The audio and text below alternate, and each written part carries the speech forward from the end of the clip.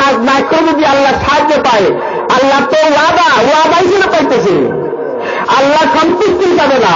1 নম্বর হলো ইবাদত অর্থাৎ নামাজ। 1 নম্বর কি ভাই? নামাজের মাধ্যমে আল্লাহ কাছ থেকে পাওয়া যায়। কিসের মাধ্যমে? নামাজের মাধ্যমে আল্লাহ কাছ থেকে পাওয়া যায়। 2 নম্বর ইস্তেগফার তওবার মাধ্যমে আল্লাহ কাছে পাওয়া যায়। 4 নম্বর তাকওয়ার মাধ্যমে আল্লাহ কাছে পাওয়া যায়। 5 নম্বর তাওয়াক্কুলের মাধ্যমে আল্লাহ কাছে পাওয়া যায়। 4 নম্বর 5 নম্বর উপায় উপকরণ বস্তুর মাধ্যমে আল্লাহ কাছে পাওয়া যায়। বস্তুর মাধ্যমে আল্লাহ পাক বান্দাকে দেন। ইস্তেগফার তওবার মাধ্যমে আল্লাহ পাকে দেন।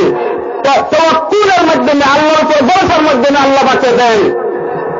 নামাজের দ্বারা আল্লাহ পাকে দেন।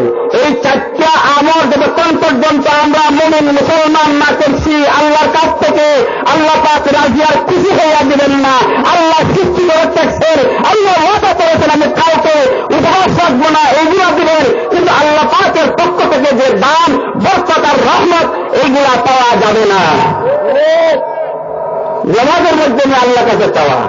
আমি খুতবার মধ্যে পড়ছিলাম, أعوذ بالله من الشيطان الرجيم بسم الله الرحمن الرحيم يا أيها الذين آمنوا استعينوا بالصبر والصلاة। হে ঈমানদাররা, তোমরা ধৈর্য এবং নামাজের দ্বারা আল্লাহ সাহায্য চাও। আল্লাহ কাছে সাহায্য চাও কিসের দ্বারা? নামাজের দ্বারা। ভাই আজকে নামাজ আছে আমাদের সমাজে? নামাজের অবস্থা কি? আল্লাহ পাকে সাহায্য করবেন নামাজের দ্বারা। নামাজের মাধ্যমে নামাজ পড়ে আমরা যা চাইব তাই আল্লাহ পাকের পক্ষ থেকে আমরা পাবো। আল্লাহ পাকের পক্ষ থেকে একটা মাধ্যম বানাই দিয়েছেন নামাজ। নামাজ পড়ে তোমার যত অসুবিধা, যত সমস্যা, সকল সমস্যা আমার কাছে চাও, আমি রব্বুল আলামিন দিব নামাজের মাধ্যমে। সুবহানাল্লাহ। এই জন্য আল্লাহ রাসূল সাল্লাল্লাহু আলাইহি সাল্লাম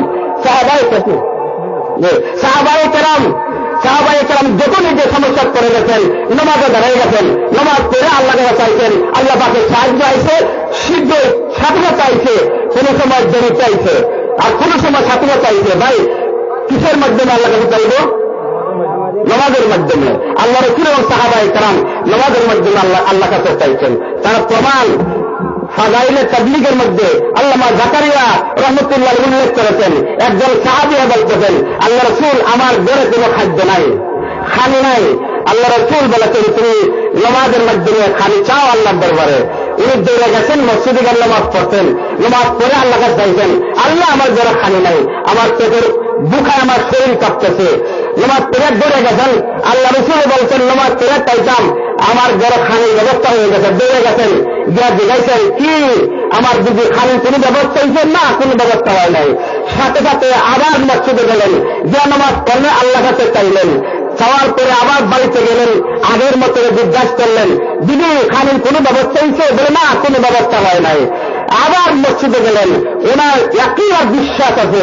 আল্লাহ রাসূল বলেছেন, আল্লাহ পাক তার পবিত্র কালামে বলেছেন নামাজের দ্বারা আল্লাহ কাছে চাও।